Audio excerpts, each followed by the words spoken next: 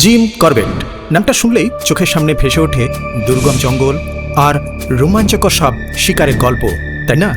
ইতিহাস অনেক সময় তাকে শুধুই একজন দুর্ধর্ষ শিকারী হিসেবে তুলে ধরে, কিন্তু আজকের এই আলোচনায় আমরা তার জীবনের এমন এক বিস্ময়কর রূপান্তর দেখব যা সত্যি অবাক করার মতো। আমরা জানব কিভাবে একজন কিংবদন্তি শিকারী হয়ে উঠেছিলেন প্রথম সারির প্রকৃতি সংরক্ষণবিদ জিম করবেট। এখানেই রয়েছে একটা বড় সড় বৈপরীত্য।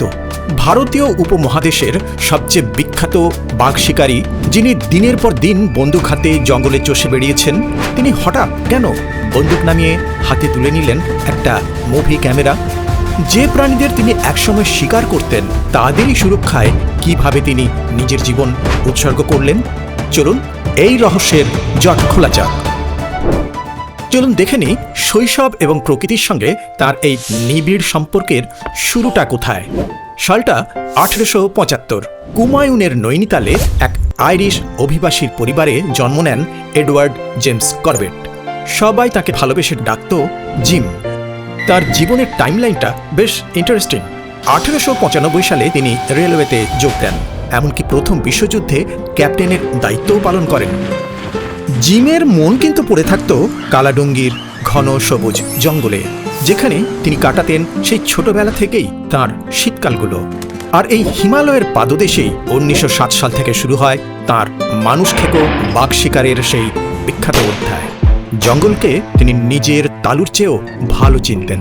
পশু পাখির ডাক হুবহু নকল করতে পারতেন।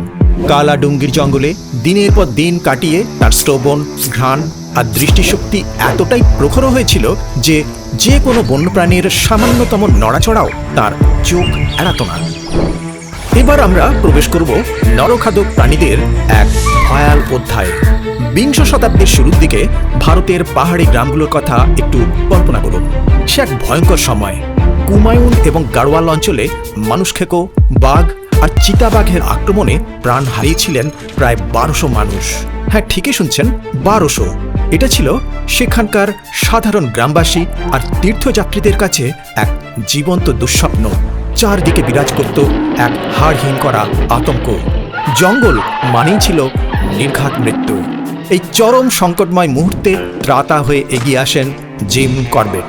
এরপর দীর্ঘ 30 বছর ধরে রীতিমতো নিজের জীবনের ঝুঁকি নিয়ে অত্যন্ত দক্ষতার সঙ্গে সেই সব নরখাদকদের অনুসন্ধান চালান এবং সফলভাবে শিকার করেন। মোট 33টি নরখাদক বড় বিড়াল, এর মধ্যে ছিল 19টি বাঘ আর 14টি চিতাবাঘ। এইভাবে তিনি আক্ষরিক অর্থেই অগণিত মানুষের জীবন বাঁচিয়েছিলেন আর রাতারাতি হয়ে উঠেছিলেন স্থানীয়দের কাছে এক ঈশ্বরতুল্য রক্ষাকর্তা। এবার একটা গুরুত্বপূর্ণ দিক, বাঘ নরখাদক হয় কেন? গভীর সহানুভূতির সঙ্গে জিম করবেট খেয়াল করেন এই নরখাদকরা কিন্তু স্বভাবজাত মানুষ খেকো নয়। তিনি বুঝতে পেরেছিলেন মূলত বার্ধক্য বা অন্য কোনো শারীরিক আঘাতের কারণে এরা স্বাভাবিক শিকার করতে পারে না, আর তখনই পেটের দায়ে এক প্রকার বাধ্য হয়েই সহজে শিকারযোগ্য প্রাণী হিসেবে মানুষকে শিকারে পরিণত করে। করবেটের চোখে এই প্রাণীগুলো ছিল পরিস্থিতির এক করুণ শিকার। A tiger is a large-hearted gentleman with boundless courage. কিভাবে ঘটেছিল তার এই গভীর রূপান্তর? এবার সে কথায় আসি। 1930-এর এক শীতে তিনি নিজেই একটি বিশালাকার শক্তিশালী বাঘ শিকার করে বসেন, ব্যাচেলর অফ পাওয়ালগড়। এই বিশালত্বের কারণে শিকারী মহলে তার মাথা ছিল সবচেয়ে কাঙ্ক্ষিত ট্রফি। পরে এর জন্য করবেটের মনে জন্মায় বিরাট অনুশোচনা, কারণ আর যাই হোক মৃত ব্যাচেলর নরখাদক ছিল না মোটেই। এই ঘটনা করবেটের জীবনে সূচনা করে এক গভীর পরিবর্তন। নিজের চোখে দেখছিলেন কিভাবে ঔপনিবেশিক অভিজাতরা স্টেপ বিনোদনের জন্য বেপরোয়াভাবে শিকার করছে বাঘ, বন্যপ্রাণী, নির্বিচারে ধ্বংস করছে বন। এগুলো তার বিবেককে ভীষণভাবে নাড়া দেয়।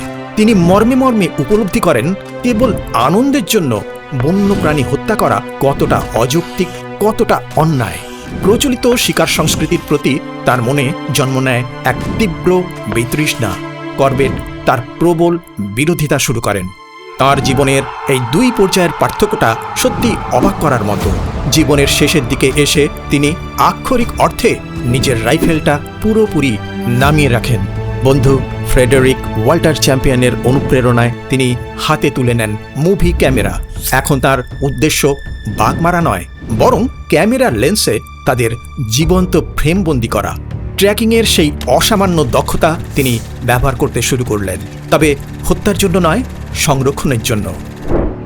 জঙ্গল ইকোসিস্টেম সুরক্ষায় তার উদ্যোগগুলো ছিল যুগান্তকারী। ছিলেন একজন খাঁটি মানবতাবাদী এবং পরিবেশবিদ। জঙ্গল আর এর বাস্তুতন্ত্র রক্ষায় তিনি হয়ে ওঠেন অগ্রগামী সৈনিক। বন ধ্বংস আর নির্বিচারে শিকারের বিরুদ্ধে একের পর এক প্রবন্ধ লিখতে শুরু করেন। এখানে শেষ নয়, তিনি বন্যপ্রাণী সংরক্ষণের জন্য 1930-এর দশকে তখনকার যুক্তপ্রদেশে প্রতিষ্ঠা করেন একটি সর্বভারতীয় দূরদর্শী উদ্যোগ, the all India conference for the preservation of wild life. তখনকার যুক্তপ্রদেশ হল এখনকার মিলিতভাবে উত্তরপ্রদেশ ও উত্তরাখণ্ড। তার সবচেয়ে বড় অর্জন ছিল 1936 সালে। তখন সেখানের গভর্নর ম্যালকম হেইলির সহযোগিতায় রামগঙ্গা নদীর উপত্যকায় 300 কিলোমিটার এলাকা জুড়ে প্রতিষ্ঠা করেন ভারতের প্রথম জাতীয় উদ্যান, হেইলি ন্যাশনাল পার্ক, এশিয়াতেও প্রথম। ভাবুন তো, সেই যুগে বসে সংরক্ষণের জন্য তার এই দর্শন কতটা অগ্রসর চিন্তাধারা ছিল। তার সংরক্ষণের এই দর্শন শুধু প্রাণীদের ঘিরেই ছিল না, এর সঙ্গে জড়িয়ে ছিল গভীর মানবতাবাদ। যেমন ধরুন ছোটি হলুদওয়ানি নামের গ্রামটির কথা। তিনি এই গ্রামটিকে দত্তক নিয়েছিলেন। গ্রামবাসীদের আর তাদের ফসলকে বন্য প্রাণীর হাত থেকে বাঁচাতে তিনি পুরো গ্রামের চারপাশে 7 কিলোমিটার লম্বা এক বিশাল পাথরের দেওয়াল তৈরি করান। তা আজও করবেট ওয়াল নামে পরিচিত। তিনি বিশ্বাস করতেন মানুষ এবং জঙ্গল এ দুটোরই একসঙ্গে সুরক্ষা নিশ্চিত করতে হবে। স্থানীয়রা যাকে ভালোবেসে ডাকত কার্পিট সাহিব, চলুন দেখি তার অম্লান স্মৃতি। 1947 সালে অসহায় দেশভাগের পর জিম করবেট কেনিয়ায় পাড়ি জমান ঠিকই, কিন্তু এই উপমহাদেশের বন্যপ্রাণী ও সাধারণ মানুষের প্রতি তার যে অকৃত্রিম ভালোবাসা, তার রেশ রয়ে যায় বিশ্বজুড়ে। কেমন করে? সেসবের ছাপ রয়েছে তারই লেখা একাধিক বেস্ট সেলিং বইয়ের ভাঁজে ভাঁজে। Man eaters of Humayun. তার 60 বছর বয়সের শেষ ভাগে বড় বোন ম্যাগির অনুপ্রেরণায় হাতে তুলে নেন কলম, আবির্ভাবেই বেস্ট সেলার। তার লেখায় ফুটে ওঠে নিখুঁত পর্যবেক্ষণ আর প্রকৃতির প্রতি এক অপরিসীম সহানুভূতি, ভালোবাসা। তার বোধ করি সবচেয়ে বড় স্বীকৃতিটি আসে কেনিয়ায় তার মৃত্যুর মাত্র 2 বছর পর 1957 সালে। হেইলি ন্যাশনাল পার্ক, ওই বছর তার নাম পরিবর্তন করে রাখা হয় জিম করবেট ন্যাশনাল পার্ক। ভারতের বন্যপ্রাণীর এক অভিভাবক সত্তা হিসেবে চিরস্থায়ীভাবে ইতিহাসের পাতায় খোদাই হয়ে যায় তার নাম। পরিশেষে জিম করবেটের এই অসাধারণ জীবন কাহিনী গভীর ভাবনার জায়গা তৈরি করে দেয়। যে মানুষটি একসময় পুরোপুরি নির্ভর করত একটা রাইফেলের ওপর, তিনি যদি নিজের দৃষ্টিভঙ্গি বদলে বাঘেদের সবচেয়ে বড় রক্ষক হয়ে উঠতে পারেন, তবে একটু ভেবে দেখুন তো, আজ প্রকৃতির সঙ্গে আমাদের নিজেদের যে সম্পর্ক, সেটা পরিবর্তন করে আমরা সম্মিলিতভাবে ঠিক কতটা উপকার নিজেরাই অর্জন করতে পারি। এই প্রশ্নের উত্তর খোঁজার মধ্যেই হয়তো লুকিয়ে আছে বন্যপ্রাণী এবং আমাদের নিজেদের অস্তিত্বের ভবিষ্যৎ। আজকের এই আয়োজনে আমাদের সঙ্গে থাকার জন্য অসংখ্য ধন্যবাদ।